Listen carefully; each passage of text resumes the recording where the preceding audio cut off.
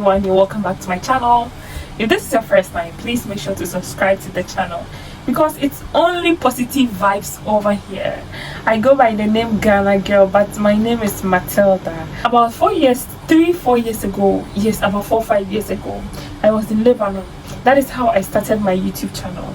And this is not my first video. One of my videos has gotten the highest views. It's my viral video. So in today's video, let's react to that video. So this video was not doing very well since I uploaded it. This is 3 years ago, yeah, since I uploaded it. But this actual month, this video has done really good, and it's at the moment it's 37,000 views. It's having 37,000 views. Yes, it's having 37,000 views with almost 500 likes, which has never happened on my channel. And this particular video has gotten me a lot of watch hours and a lot of subscribers. Let's react to my viral video. Let's get into it. Actually, the title is Living in Hell. Lebanon Maid tells her story. I guess it's one of my stories. This has been like 3 years ago, so until I watched the video I wouldn't know what I actually talked about. So let's see. Please subscribe to the channel if you haven't. Make sure to like this video, watch my other videos, and make sure to leave your thought down in the comment section and share this video. So in today's video, I want to take you to the Middle East, especially in Lebanon. Before you go to Lebanon, let me tell you what to expect.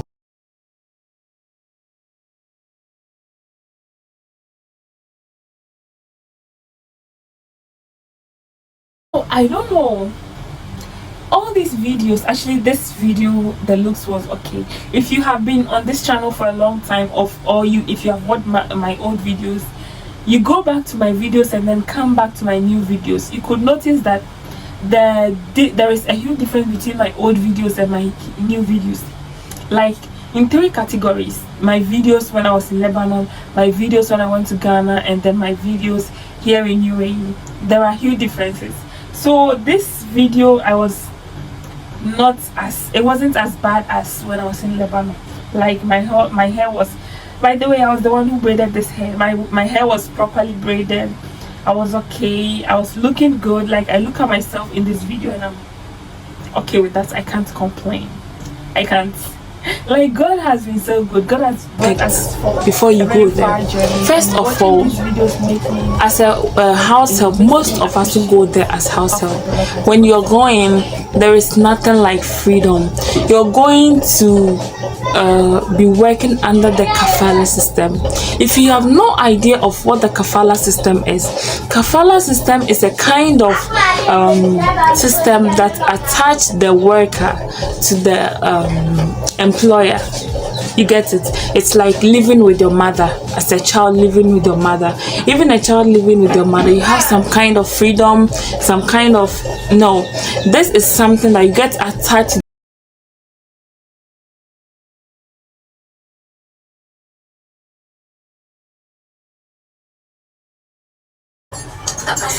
By the way, if you hear the sound on the background of this video, these are my kids making noise, and they were actually drumming. They were playing and drumming. And watching this video today makes me, there are some little things we don't appreciate when we have them.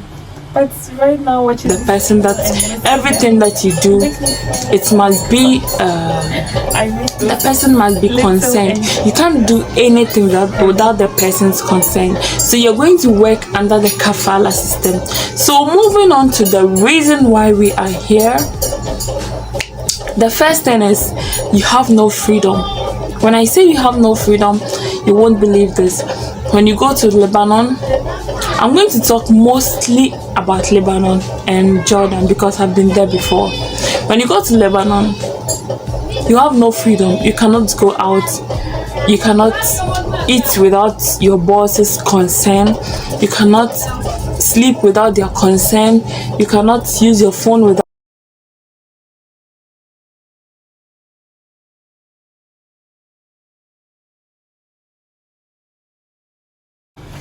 I actually remember when I went to Lebanon for the first time. When I do something wrong, it's either they seize your phone or they turn off the Wi-Fi. because you don't have a SIM card, so turning the Wi-Fi is very easy for them to get you. And you know, being there without any friend, you don't know anyone, guys, this is like hell. You won't believe it. This is, I have other videos that I made when I was there. This is like hell.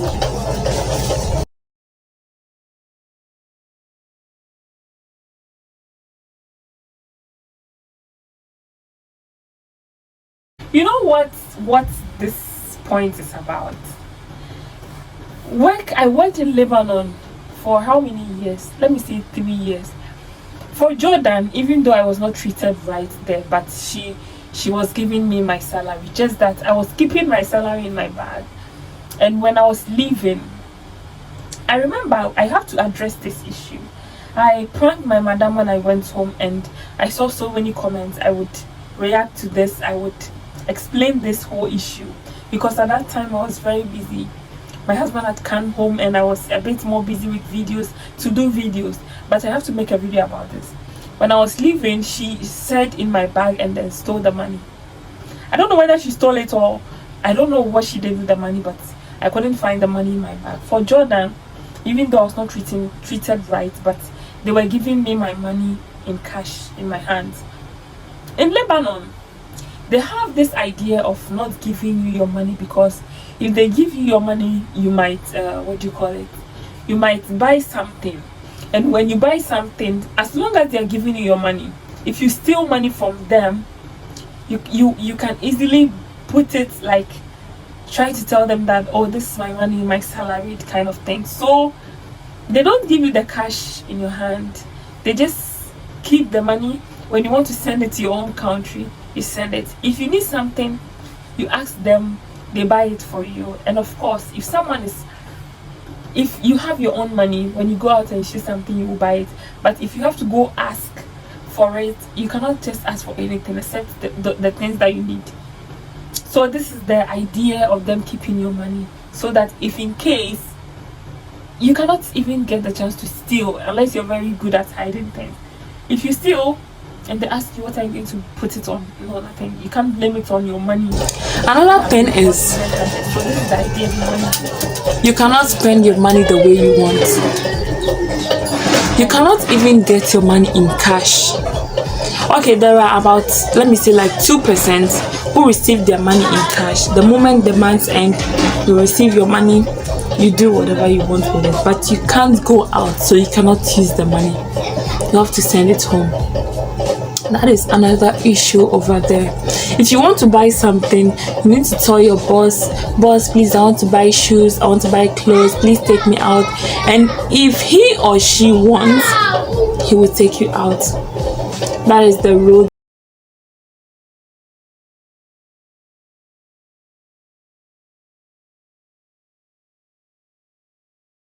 You know, the Lebanese people, should I say Lebanese people or some of the Lebanese people, they feel like a way of punishing you, an adult. That is what they don't feel like you're working for them. They feel like they are enslaving you, like as in enslaving you. They feel like when you're working with them, when you are enslaving for them, their own way of punishing you is either by not giving you food, not taking you out, not giving you your salary, or assaulting you. Whereas they cannot do that to their own children. Like normally in Africa, when you come to Africa, we control our kids. Even up to some stage, you cannot control them after 16. Even now 13, we don't even control children anymore. But over there, adults. Let me not forget this story. Oh my god. When I was going to Ghana, I have a video about when Kenya, Japan, and the government of Ghana donated money for us. I was part of those people. So if you haven't watched those videos, go back. I will just leave them in this video. So when I was in Lebanon, there was this old lady. Oh my god, I felt so bad for this lady. This old woman, as old enough to be my grandmother. They brought her, someone lied to her and brought her to Lebanon. When the woman got there, they took her to housemaid job. Okay, for the nanny and housemaid job, she was actually a caregiver. For old people, these kind of things are okay for them because they don't have to be working too hard. But this woman was still enslaved by people who are young enough to be her grandchildren, like her children and stuff. So one of my friends, she was leaving the country, and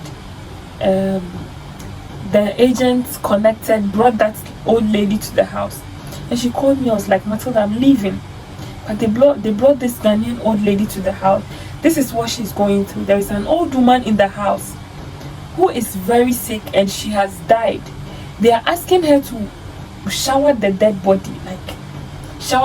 body, so she's refusing to do it, and they have been beating this woman up since last week. So if it's possible, try to do something to help this old woman. She was not even getting food to eat on top. So I got in contact with her, and the story she was telling me, it was very heartbreaking. So even as that, after everything she was doing, the children of this old lady was still coming to the house to maltreat her. So I got their number. There is an organization in Lebanon that is called This Is Lebanon.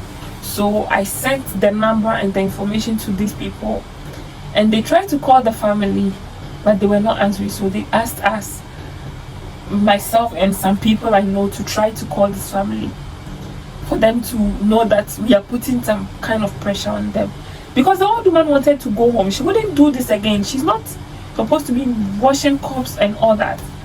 She wanted to go home. So unfortunately, the explosion, which was 4th of August 2020. Oh my god, that was a nightmare. By the way, that was when the explosion happened, and the government decided to bring all Ghanaians to Ghana. So luckily, what happened is that when I went to the camp, the place that we were kept until our flight is ready, when I went there, I met this lady. So when I went there, one of my friends was actually living with her in the same room, and this lady has shown my pictures to those who are there. And one of my friends, her name is Eunice. Yeah, we were very good friends back then, but that's a story for another day. So she told me, this woman is looking for you. She said she knows you very well. She doesn't know you are here, and I went to see her. I don't know this woman. And she was telling me the story. I was like, oh, it's you. Wow, thank God you are here. Finally, you are going home. And she was like, are you also going home? I thought you are okay and all that. I said, no, that is packaging. I'm not okay. Then another thing is, you must be ready for more treatment. When you want to go to Lebanon, you have to make up your mind that no matter what, I will stay there. Because while going, you are either going to sign 2 or 3 years contract that you cannot leave the country. And this is part of the kafala system. You cannot leave the country without completing this contract. If you get a good family, in case you are sick or something comes up, you can come back home. But if you get a wicked family, like one I know, guys, you are never gonna come back until you finish your 2 years or 3 years contract. When I say you must be ready,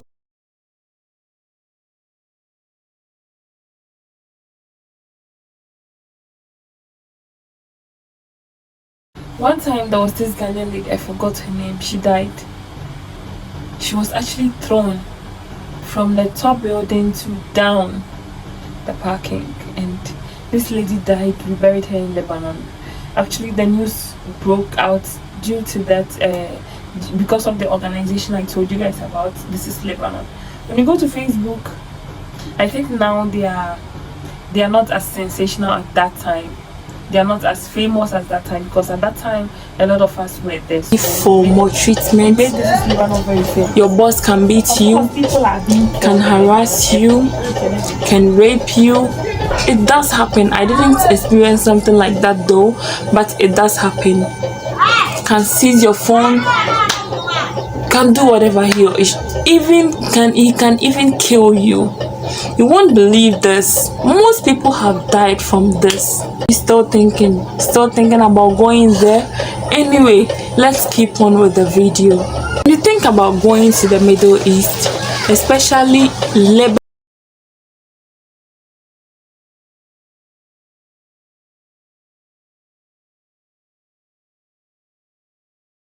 This happened to me when I was in Jordan. I went to the police station and they called my boss to come and take me home. These people, but this thing cannot. I can testify that this thing cannot happen in Dubai. I have a friend who was being harassed by her boss's husband. Actually, he wasn't her boss. By the way, he's her boss, but she was working with the madam before they got married. So her boss's husband. After marriage, he started harassing my friend, and my friend once called the police. Oh my God, that very day. By the next morning, they had bought ticket for her. She requested to go home. And the Lebanon and Jordan, Saudi Arabia. You won't believe you have no protection. Protection, like, how do I say it? Assuming you're going through something and you go to the police cannot protect you. They will send you back to the hell you came from, your employer's house. This happened to me in Jordan. Let me tell you a little story about this. When I went to Jordan, the moment I got to the country, I went to my agency's office. They seized my phone right from there. I was eating rice for 3 days before my employer.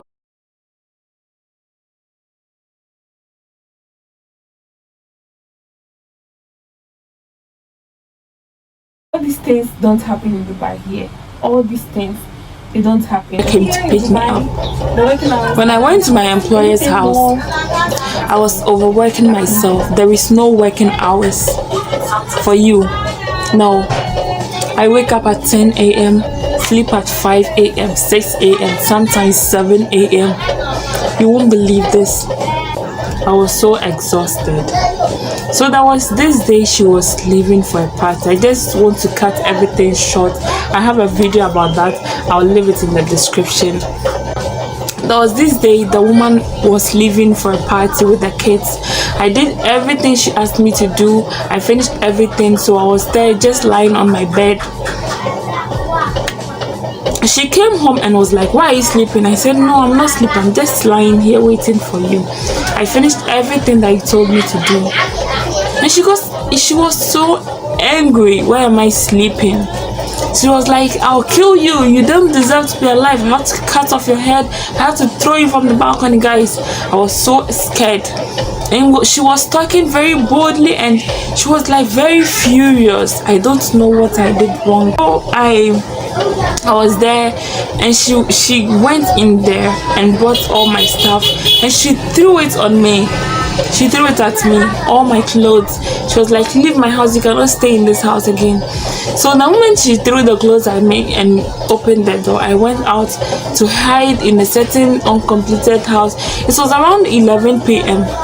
Yeah, so I was in the uncompleted house. I made calls and those things. Later that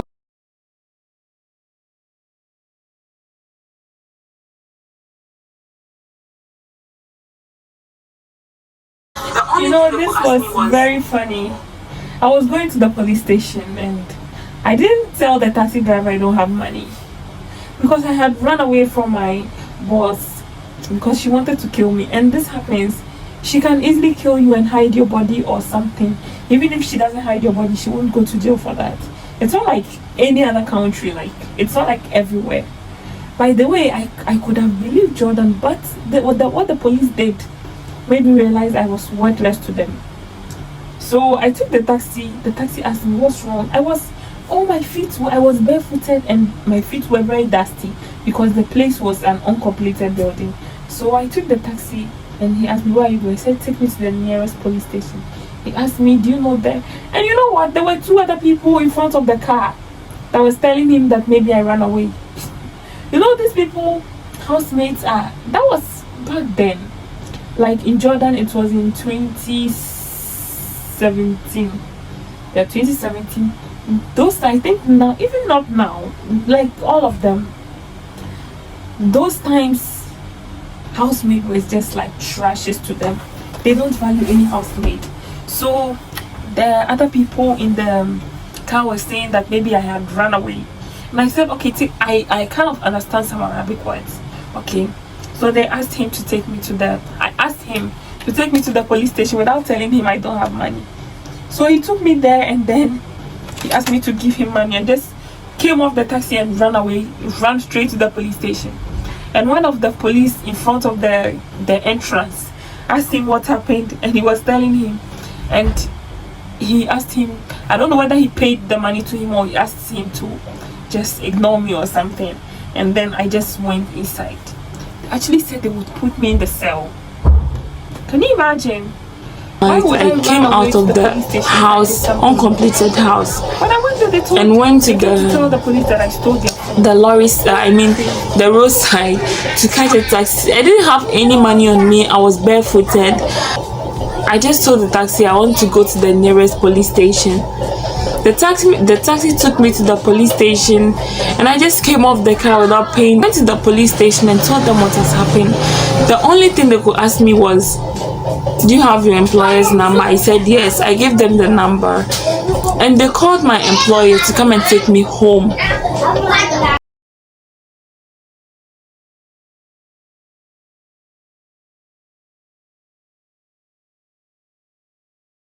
Thank you very much for watching this video.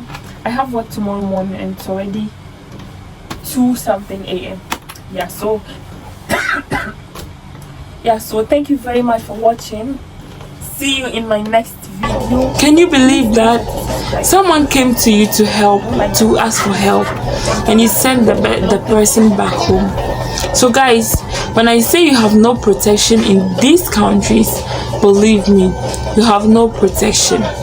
The next thing is you have no peace. No peace. If they want you to work from 6 to 6, you have to work from 6 to 6. If they want you to work from 6 till 12 a.m. midnight, you have to, because you have nothing to say. There is no police to protect you. There is no law. If you even make them angry, they will take you to the embassy. I mean, not the embassy, your agency, and the agency will even beat you up. You won't believe this. You know, this thing happened to me. We went to the agency. You know, there is this small room that a group of 9 girls were sleeping there. There is no space to sit. So you just sit, someone will come and sit on your lap. If you stand up to go and pee, another person will come and sit. It's just like prisons. So guys, if I say don't go, don't go. I have a lot of videos about this. You can check in the description. I'll leave them in the description. So please, if after watching this video and you still want to go, just be ready for your death. Be prepared for anything if you really want to go, because people go there and never come back. I was on the free flight for all Ghanaians in Lebanon, and you know, people were paralyzed. You know, during the explosion, people died. People were paralyzed, and nobody heard about them because they are not important in that country. You won't believe this. You get paralyzed, you can die, anything can happen to you. You're not even a human being, you're an animal to them. So please think twice. Think twice before leaving this country to that hell. Thank you very much for watching.